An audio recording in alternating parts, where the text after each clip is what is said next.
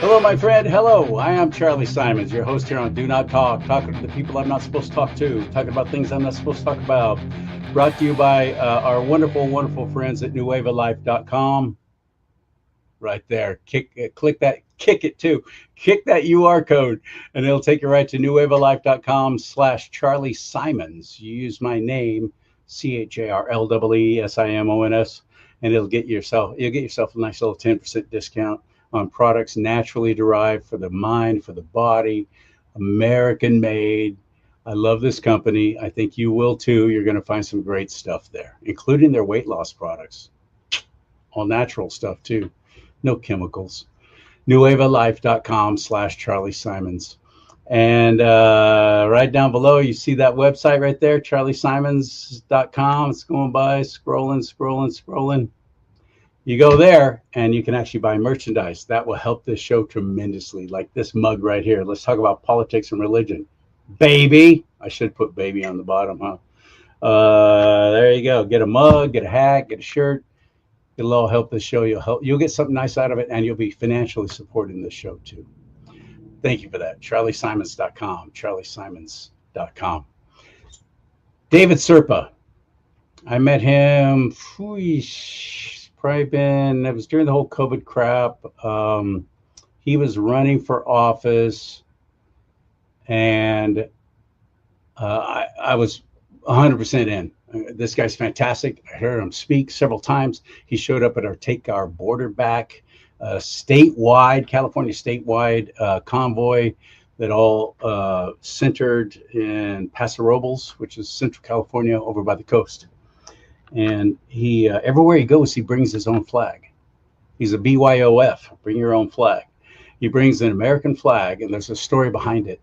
And he sets it up, boom, right there, and he takes the stage and he owns it. He owns it. You'll love what he has to say if you haven't seen him on the show before. Then this year, or last year rather, was when it started ramping up about the governor's race, which is happening this year. He threw his hat in the ring. Like, dude, that's fantastic. And then when it got closer and closer to March and heading into getting closer to the June primary, he ascertained that this field is too crowded, and the California GOP is focusing all their attention on Chad Bianco and Steve Hilton, and that's it. They're doing everything they can to shut down, shut up, and discourage grassroots candidates. Well, I've put everybody I could who's running for governor. You're running for governor and you're on the right, I'm putting you on. And I have, because I want to introduce you to everybody who's out there. We had a strong bench, great people running for governor. And David Kohlenberg has now announced he's going to run instead for lieutenant governor. And David Serpa announced he's going for treasurer, which is a brilliant idea. And he's great at money, entrepreneur, businessman, combat Marine veteran, and one of my favorites. He just did a video recently, posted it. I saw it first on his Instagram page. It has taken off. Suddenly, because I'm on several text threads, conservative groups, and boom, boom, boom. Did you see this from David Serpa? David Serpa, look at this, CharLee, David Serpa. Look what he just did. Look what he just put out. And I watched it. It's about 14 minutes long. And I said, well, David, welcome to my world. I'm a delegate with the California GOP. I will be at the convention next month. And I have seen things in my own state party that just disgusts me. And I've not been quiet about it. Because of that, a lot of the higher ups and those that are running the shows will not go on my show. And not only that, but they're telling other candidates, don't go on CharLee's show, because he'll actually ask you questions that mean something. So I admire people like David Serpa, who's not afraid of that. We're going to run down this video that he just released. And I got him in studio too. We're talking to him right now on Do Not Talk. Are you ready? Hit it.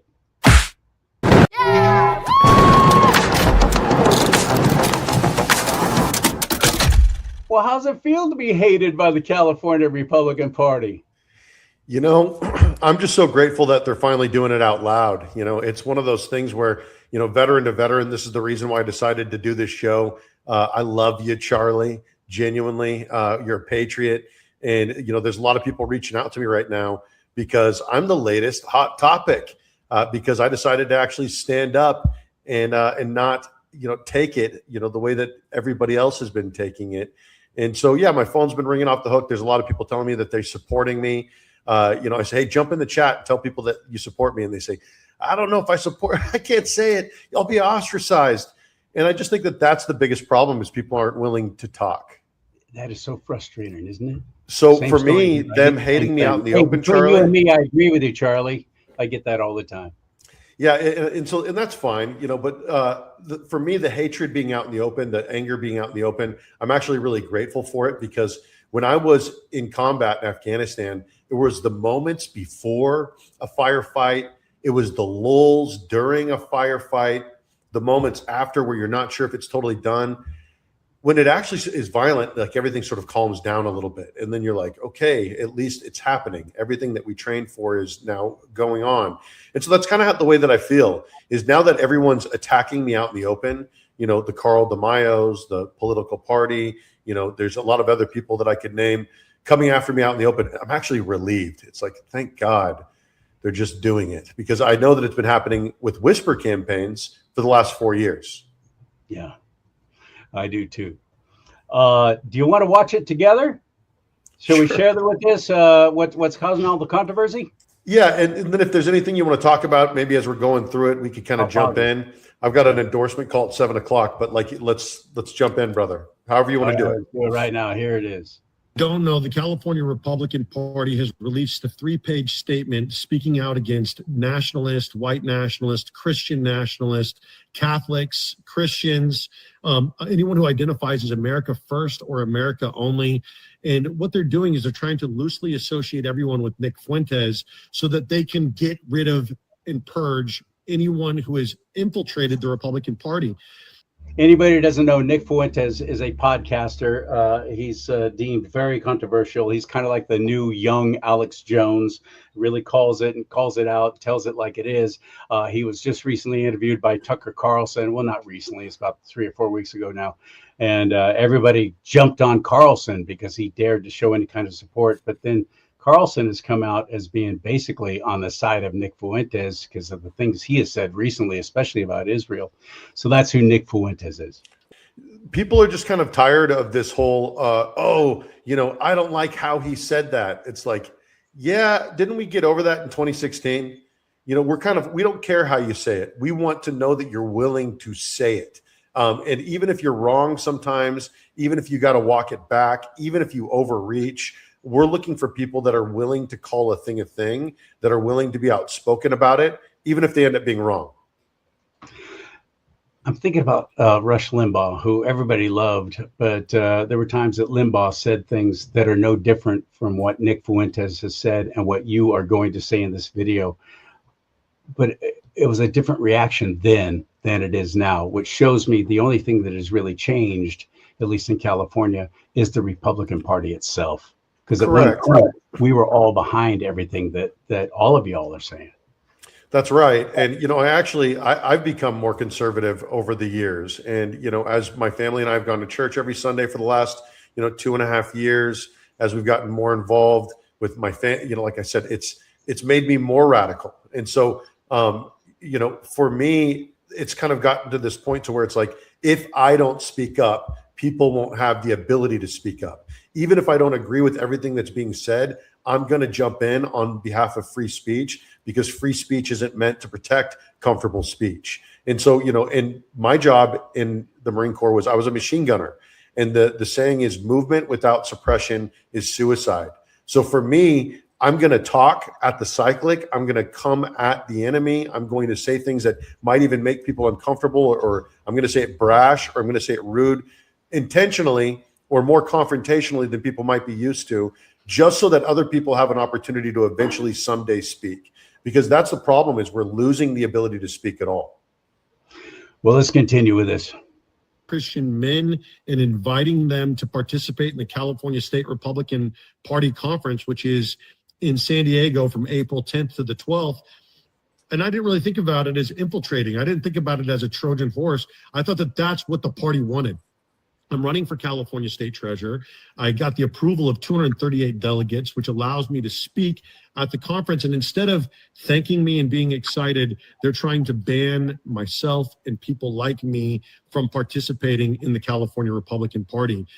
This is shocking to me. I had no idea that they could do that, because as a delegate, I was able to vote for the people who are going to be representing themselves to all of us at the convention, and I voted for you. Yes, absolutely. I want David for treasurer, and you made it, and I'm glad you did. And I thought, well, this is great. He's going to be able to get his message out, and I had no idea that they were plotting against you to keep you from actually being able to speak.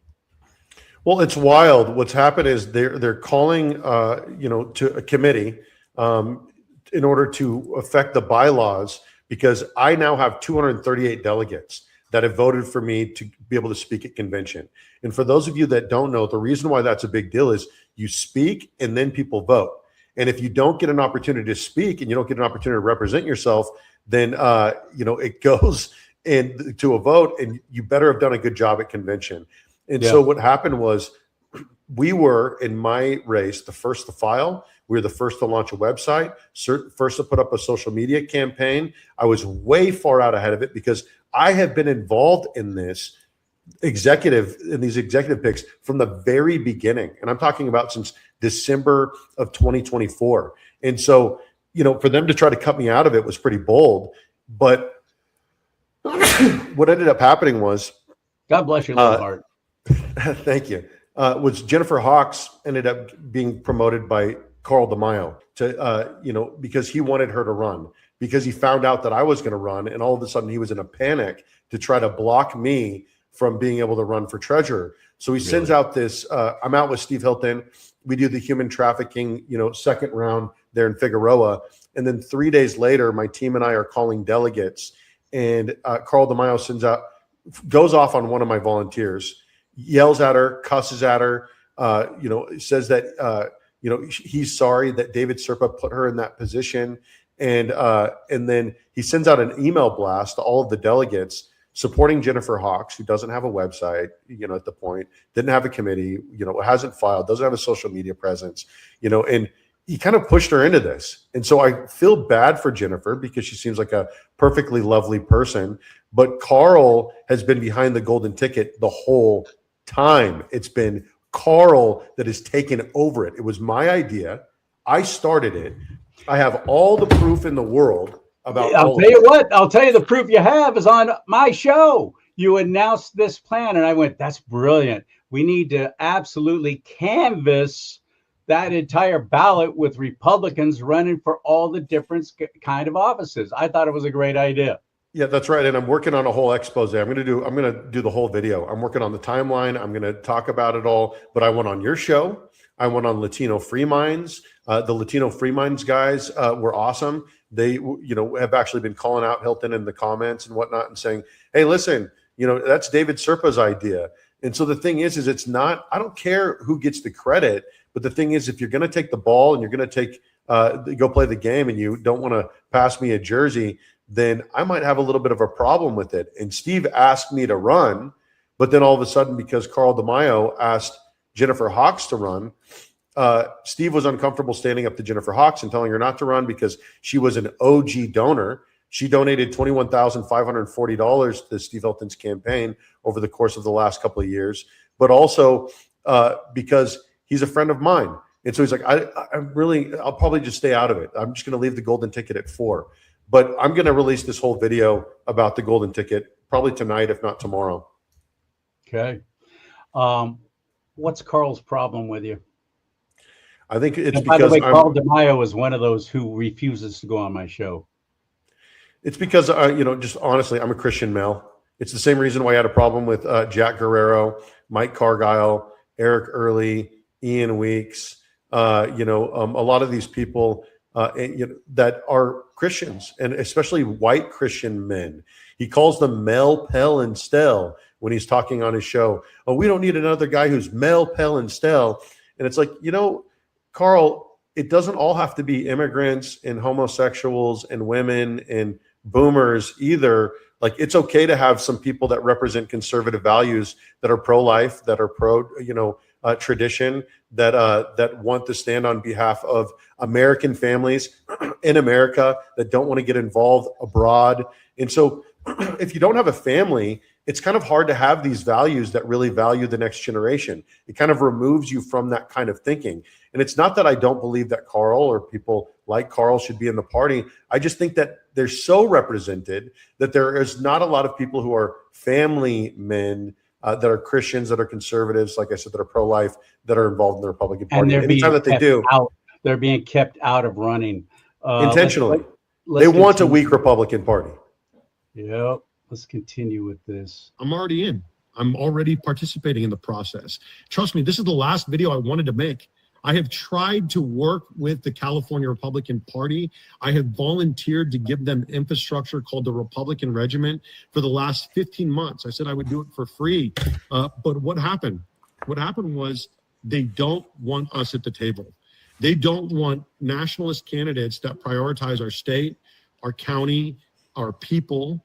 And so those are the candidates that are being silenced: Christian conservatives, pro-life conservatives, America first, America only, Catholics specifically, and anyone who says that Christ is king. So what happened? Why are we doing this? I've been accused of being a Trojan horse. For what? For Christian values, for conservatism. The people that Carl DeMaio calls Mel, Pell, and Stell. What does that stand for, by the way? Mel, you're a man. You identify as a man. Pell, meaning you're white, and Stell, meaning, maybe you're old, or, you're boring, you're a Christian. Okay, so I misunderstood what you were saying. I thought you were saying Mel, Pell. You're saying male. It's my speech impediment, Charlie. I apologize. Male, Pell, and Stell. Pale and stale. Okay, That's right. I got you. He's not a male. He's not pale. That's right. I mean, he's over 50 years old. It's not like he's a spring chicken. He's been at this for a while. He tried to reform San Diego. It didn't really work out. Started trying to reform California. He's pushed himself into some very popular places like this, voter ID initiative, which was a smart thing to do. But I wonder sometimes if it's more about fundraising than it is about being effective and efficient, if it's more about that bag of gold than it is about the people around the table. All I know is I'm glad that's going to be on the ballot this November.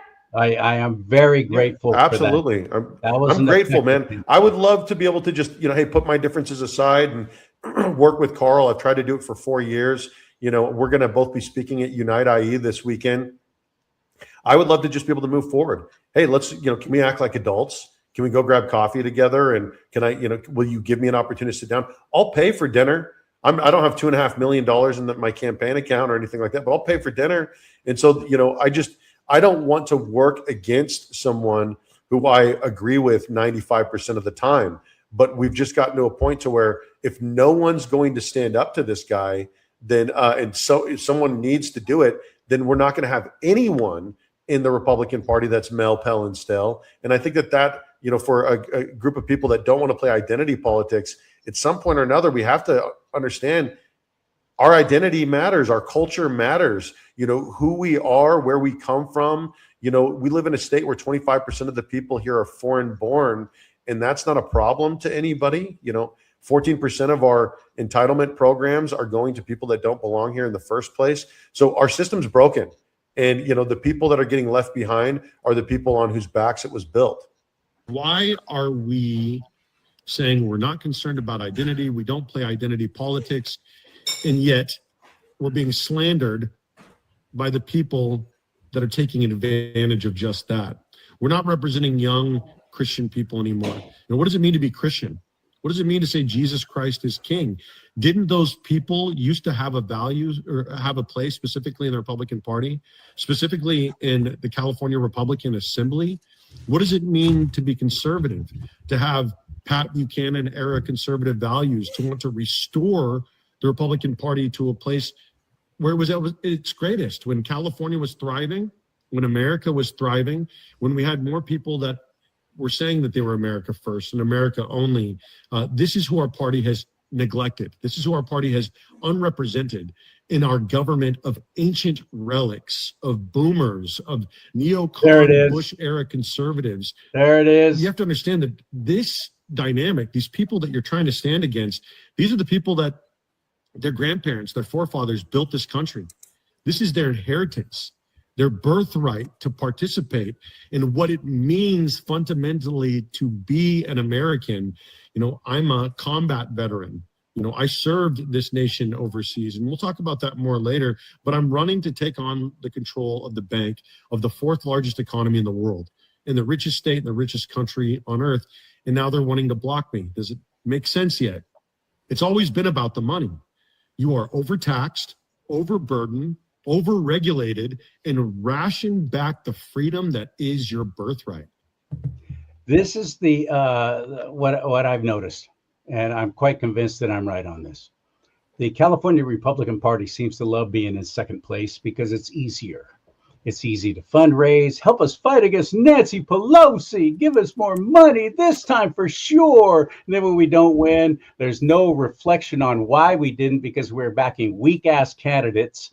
Instead, it's like, we'll get them next time. Give us more money. They love being at second place. And the other thing is the log cabin Republicans. There's a whole bunch of people at the top who are hell-bent on letting this basically this homosexual mafia political action committee, which is how I look at them, come in because they've got cash to burn, and they're throwing that money around, and they're wielding a lot of power and influence, so much so that the California GOP, what was it, like 2 years ago now, they tried to change the charter where they took out the we stand with traditional marriage, and we stand for pro-life. They tried to take those things out. And what's interesting about it is that it went from 2 years ago, they wanted to change the charter to remove being pro-traditional marriage and being pro-life from the party platform.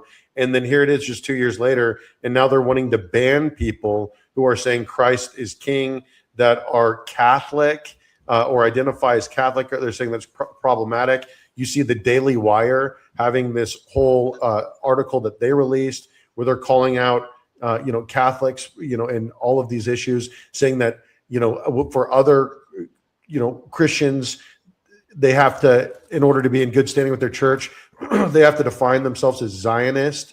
And it's like, no, that's not the truth. Stop redefining our religion to suit your doctrine, to suit your political actions and your political motives. Listen, we made room over here. We made room for people. But at the end of the day, you can't come into a party that's made room for you, that's been tolerant, that's been accepting, and then cut the people out of it that have been tolerant and accepting because of your intolerance. And so really the pendulum is swung, and it's the same thing that's happened on the Democratic side of things, which was very interesting with this USC debate being canceled. What you had was I think 4, Democratic candidates that were white, 2 Republican candidates that were white. You had Mahan and Porter, write, a letter calling out the USC for not including the candidates that were, people of color. And then USC says, forget it, I'm done. And who's going to blame them? They don't want to have a bunch of people protesting. They want to have a debate. And so they shut it down. And then what happens is Betty Yee posts on her page that the 4 candidates of color that were being excluded from the debate now have their own debate, and the white candidates aren't going to that. Are not welcome. What happened? How about so is Betty Yee going to write a letter, saying that she's not going to participate in the debate unless Matt Mahan and Katie Porter and Sheriff Bianco and Steve Hilton are invited? So it's one of those good for the goose is good for the gander. Everyone's sort of an opportunist, and it just becomes really exhausting watching everybody lean into identity, except for the people that are from here that, our forefathers, established this country. They signed the Constitution, they signed the Declaration of Independence, they built this nation, their tax dollars built it, they imagined a great nation, and now we're seeing our nation being stripped away from the studs, and not, passed on to the next generation that should be inheriting it. You made some great points in this video. Let's continue with it. California, you're rich. Americans, you are rich, but you have been treated like peasants in the land that your forefathers imagined, fought, and died for. In the land that your grandparents created, actualized. We had it here. We had freedom. We had a world where you could be anything that you wanted, regardless of where you started from. And now freedom is rationed back to us by our government. Yep. We're rich in water, gas, oil, lithium, and lumber. All that wealth should be put in a trust, the people's trust, so that we know just how rich we are here. You know, Californians pay $1.112 trillion in taxes every year. $806 billion is siphoned back to us in pork, in NGOs, in nonprofits. Yep. That's not the way that the tax system was originally imagined. This is the land of milk and honey. This is the land of plenty. This is the place where everyone wanted to be, California. And you gave us loans, and you took away Main Street, and you gave us Wall Street. Well, why did they do this specifically in California? Because California is a breadbasket. It had to be destroyed by the globalists. It was always essential that California was destroyed. Ukraine is the breadbasket of Europe. Punjab is the breadbasket of India. Iran is the breadbasket of the Middle East. California is the breadbasket of America. It was imperative that they attacked our energy infrastructure and our water infrastructure. Farming, because the ranching. fight is here, because California was founded on feeding America. We were an agrarian justice community, an agrarian community where we fed not just America, but we fed the world. And most importantly, we were able to feed ourselves.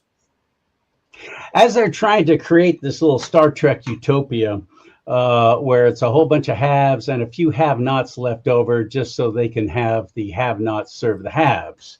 It seems to be a war against the middle class in California. They're happy that many of us are leaving. They don't care. They're not talking at all about the schools losing a whole bunch of money or anything else. It's not changing any of their directives. It's not changing their iron fist control over the curriculums of schools and the unions controlling everything. They don't care that the state is collapsing. I do believe, here comes conspiracy theory Charlie, that this is all part of the one world government, new world order thing. You can't take down the United States of America until you take down California.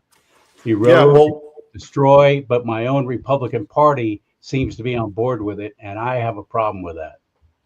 Yeah. So what they did was they emasculated an entire generation. We had a generation of hard motherfuckers, people that were tough, people that were, that grew up fighting, that, dreamed about being patriots and dreamed about going off the war. We had our 20-year war, but the thing is things were going really good for us before 9/11.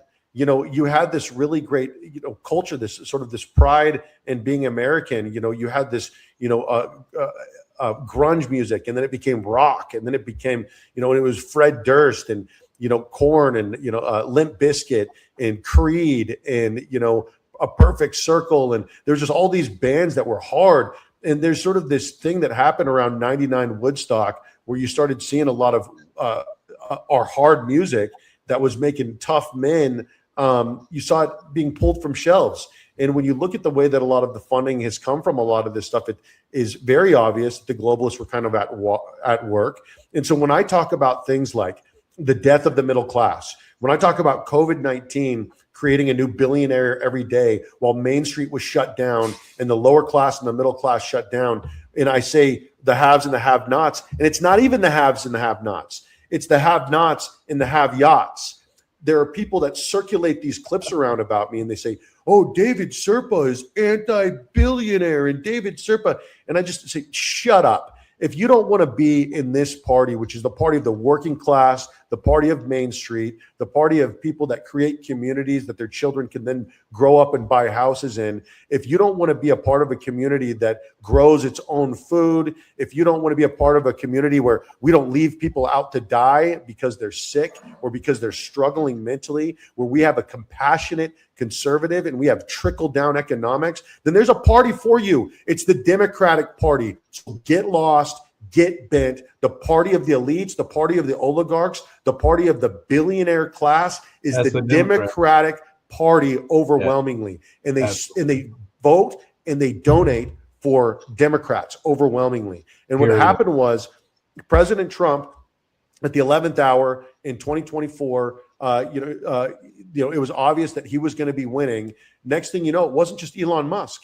Elon Musk was ahead of it, and he donated a tremendous amount of money. But then all of a sudden, it's Mark Zuckerberg, and it's all these, soy boys and, betas and, people who've been scheming, and we're taking away our rights during COVID. Oh, yes. And they still are. They're back to it. You're not welcome here in the Republican Party. It doesn't belong to you. It belongs to the people. And so that's what we need to have in heart. We need to have the patriots, the veterans, the teachers, the construction workers, the people down there, working and building roads, that have shops on Main Street that they're trying to keep open. These are the people that we need to represent, not Zuckerberg and Oprah Winfrey. There's a party for them. So yeah, it is. It's about the food. It's about the water. It's about energy, which is why I tell people it's all about water and energy. And if we can just become and focus on becoming water and energy abundant, which is something that we already are, we just have to harness it, then the people will do everything else. They'll grow the food. And we keep voting for that. Remember how many years ago was it that we overwhelmingly said, yes, start taking this money and setting it aside in ways to save water. You know what I found out about why we're flushing so much water out into the Delta? It's not to protect the Delta smelt, which is not even a native fish to Northern California. That's a load of crap too. It's all to flush out the San Francisco Bay Area that is dumping raw sewage into the bay. That's what I just found out recently, that is going on, and the media is completely ignoring it. It's to flush out the San Francisco Bay from our deltas and waterways, so that water is being pushed right out into the ocean and taking that sewage with it. Did you know that was going on?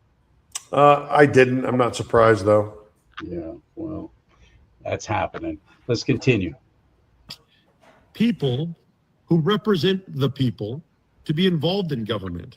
I've been accused of wanting to flood the convention with groypers, with Christians, with real conservatives. This sort of stuff, when we take on somebody like Nick Fuentes and we say, oh, well, we're going to discredit an entire movement just because of what one person in the movement was saying. The truth is America First, yes, it was established in a lot of ways by Nick Fuentes, but he wasn't the first person saying it. And he's certainly not the only person saying it.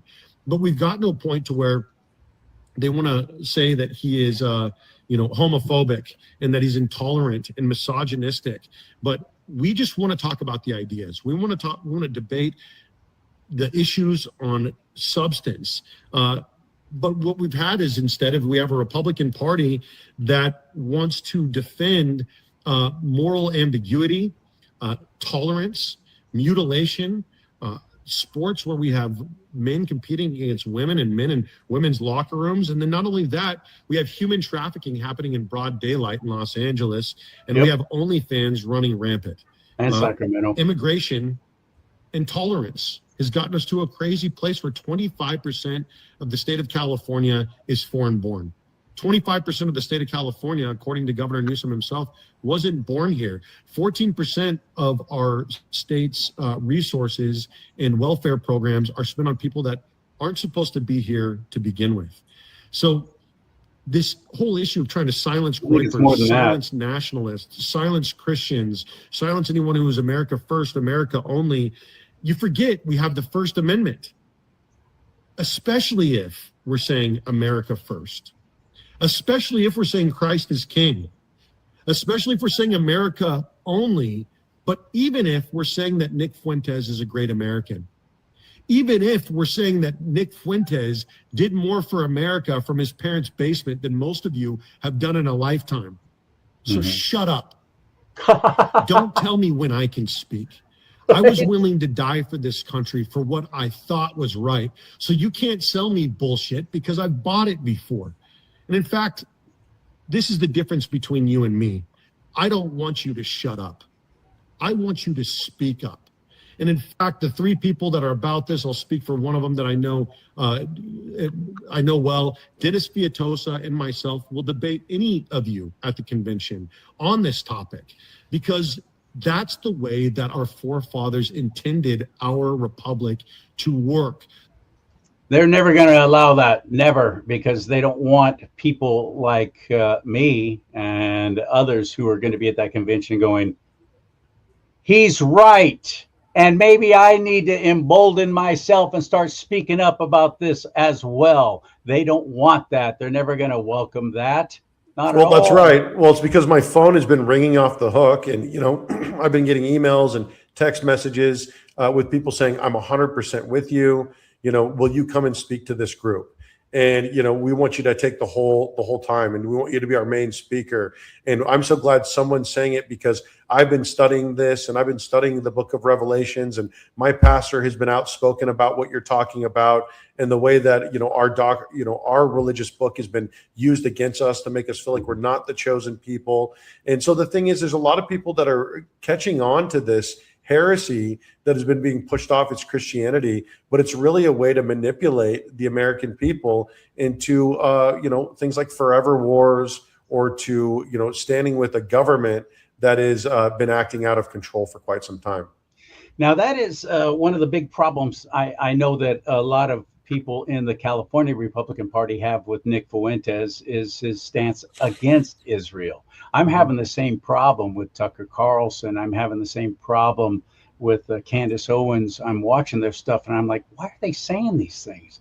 I'm never going to take a stance against Israel and against Jewish people, ever. Yeah, well, I don't care how not on board they are with my Lord. I can't help that, but all I know is my Lord Christ Jesus was Jewish, and that is the Abraham, the seed between Abraham and the Lord, and the promises that the Creator of the universe made to Abraham for his people and for them to be blessed. I'm not part of the tribe. I'm very, very grateful to be, as Paul put in the New Testament, grafted in. I'm grateful for that, but I'm not going to take advantage of it, or I think, well, I'm the chosen people now. Well, brother, you have come into the inheritance that is becoming a Christian, which is that there is neither Greek nor Jew. We have come into this, which is what Jesus died for. And so we're all one in Christ Jesus. He doesn't say we will bless those who bless Israel. It says we will bless those who bless the descendants of Abraham. And the people who are the descendants of Abraham are the people who have followed Jesus. And so, in my opinion, I mean, you could stretch that, and you could say the Abraham Accords. The reason why they covered these countries is the people that all considered Abraham their first prophet. But at the end of the day, for me, I don't want to fund any other countries, period. Not at all. And so there are people that sponsored the governor's debate that I spoke at, and I spoke out against them at the debate, because they want funding going from California to Mexico so that people have a reason to want to stay in Mexico. I don't want any foreign funding at all, not in another country. I practically don't even. I have trouble justifying money leaving the state of California in general. Right. You know what I mean? People say, I don't want to send it to countries that don't. Treasurer, I will thank you personally for that, because that's my money. That's right. Well, the thing is we're taxed to the tune of $1.112 trillion every year, annually. $806 billion of that leaves the state of California. It gets laundered back to us through pork, government programs, and nonprofits. But the thing is we have an annual budget that I think was $324 billion annually. And that's a fraction. That's about a third of what we actually spend in taxes. I want that money never to leave the state of California to begin with, not for a government that's $38 trillion in debt. I really think that what we need to do is we need to do what we used to do in the 50s and 60s and 70s, which is you return funding power, fiscal responsibility, disbursements, banking authority back to the county level, because our government was founded on two different things. The first being tax rebellion, getting the government out of your pocket. The second being the decentralization of government. And so balancing authority used to run with the counties first, and then the counties would send their money to Sacramento, then the money would be sent to DC. But now what we have happening is, specifically with state money, is everything's going to Sacramento first and then going back to the counties. And so I would rather put the hands back into the elected official, which is the county treasurer, that is responsible for the money that's being spent in that county. And it's easier for law enforcement if there's, as we're seeing with Sheriff Chad Bianco right now, by the way, investigating election fraud, which may God bless him in that. That Amen. turned the tide for me. I'll tell you what, there's things that Chad Bianco has done that really bothered me. And if he would ever be on my show, I would have asked him about him. But now what he's doing with this he has taken responsibility as being the county sheriff. Seriously, that is a constitutional sheriff right there, doing what he is supposed to do. That's law enforcement in his county. And Rob Bonta, that piece of crap, horrific thing, rotting away in Sacramento, fighting against him for that, saying he can't do that and he doesn't have any place to do that. He absolutely does. Why don't you read the Constitution, you goofball? You'd actually know that he does. And that's the thing that these Democrats really mess up is, you get these idiots like Tom, or Stephen Klubeck, who wanted to fund a lawsuit against Sheriff Bianco for wearing his uniform. He's a sheriff.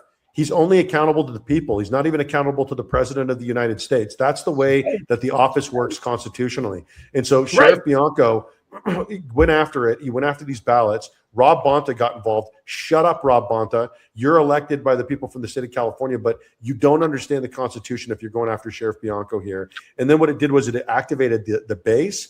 The people like Kim Yater that are going around and, talking about taking your power back, take your state back. They've been talking about election integrity. It fired up Mike Gates, who's running for attorney general, who I'm a big fan of, because people want to know that our vote is going to count here in the state of California, or they're not going to show up at all.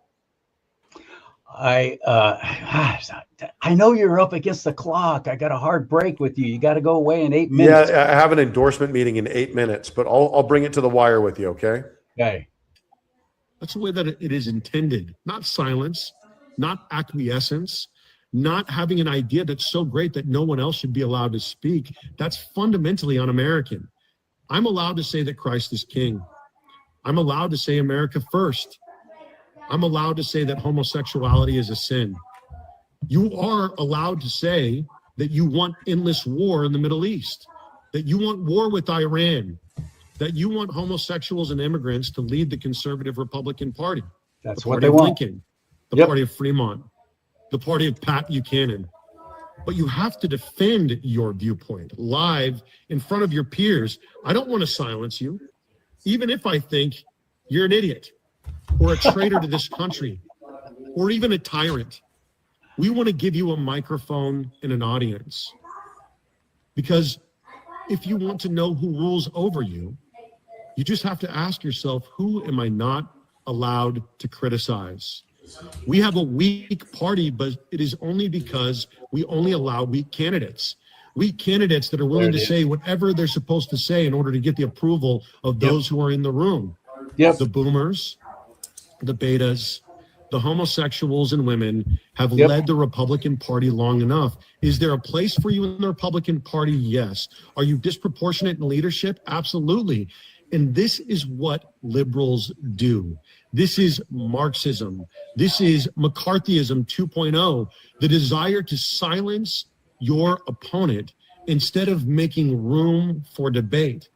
So I encourage everyone to be at the convention, because I earned the right to speak. I had over 200 delegates say that I get to speak on Sunday, but now there's a push on Saturday to remove myself and people like me on April 11th through committee from being able to speak at the Republican Party, to be able to participate in the Republican Party, the party that I have told people for the last several years is the party of ideas. The Republican Party is a party of ideas. It's a theater where we flush out through conversation who has the best ideas, instead of actually squelching them and shutting them down, which is what my party, your party, our party has been doing for I've lost count of how many years, and I'm done with it. I'm sick of it. We had an awesome opportunity to get a real leader with Chair Mike Morrell. Would have been a great choice. And everybody who was at that convention on that day of voting, as I was down in Los Angeles, when they announced Mike Morrell's name, we all started chanting Mike, Mike, Mike. And then the votes started coming in, and all of a sudden, things are flashing up on the screen. There's some kind of problem here. 100 or 1,000 or 100 votes are disappearing there. All this crap was going on, and every time somebody tried to get up and go, "What just happened? We just saw it on the screen. What was that?" Jessica Patterson is gaveling them out. Corinne Rankin is shouting them down. They're shutting off their microphones. Yeah, I was there, and the thing is I did endorse Corinne. And now she's releasing a statement, and is part of a group working alongside two past chairs, being Steele and Nearing, that are working to release the statement that happened behind closed doors, that no one voted on, to get rid of people that are saying things like America first, America only, Christ is king. And so these are all things that, of course, I've posted. These are all things that are on my profile. I identify as a nationalist. And so it's just disappointing, because I was one of those people. She's young. She's got good energy. I really like her. And then I've been trying to work with her the last couple of years.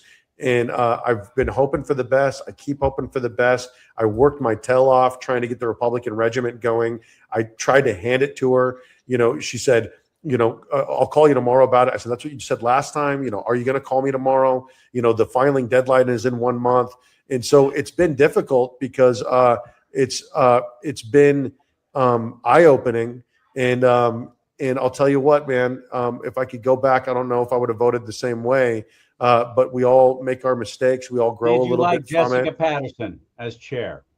Yeah, I really like Mike Morrell. I've spent time with Mike. Did you like Jessica Patterson? Did you think Jessica Patterson? I wasn't involved in the party at the time. And so the thing is like, for me, I was coming into it. I was coming into it when Eric is Jessica Patterson 2.0, as far as I'm concerned. And I get it. And, and like I say, this has been a baptism by fire for me. I didn't know about all of the different races. When I met Steve Hilton, when he was interviewing people at that CA GOP thing, I didn't know who he was when he was putting a microphone in people's head. So it's been, I was not a politico for a long time. I wasn't somebody that was like heavily involved in the party, and then I decided to run. I came at it from the outside, and then I decided to run. Well, I think you're fantastic. That video has emboldened, I hope, many, because you're speaking the way I've been speaking all along, and especially standing up against the homosexual community and the placating and kowtowing to them, the bowing down to them, which is so all tied in with money. Well, I don't think we need to beg to exist. And so the thing is like the redefinition of marriage is something that, has been a sticking point. In fact, California voters actually voted that down originally, and so there's this thing. And then Gavin Newsom, through executive authority, was sort of, how that started getting pushed through. And so the thing is I don't want rights to be taken away from anybody. I don't want, I don't hate. Nor do I, but I don't want them to have a special voice in my party. The party that has taken a stance that we are for traditional marriage. Well, and at the end of the day, and I'll end it on this. They want to take it away, and they want to erode us from within, I believe. It's all true. Well, the thing is it's e pluribus unum, right? From many one. It's a melting pot. And the thing is there are certain things that are very important that everybody should get behind. Michael Savage talked about these for years as I was growing up. Borders, language, culture. Our culture is important. We are a Christian community. There are certain things that we stand for. Our language is important. If kids can't come into school and communicate in English, it holds back the other kids that are in there. It holds back the teachers, because nobody wants to leave anybody behind.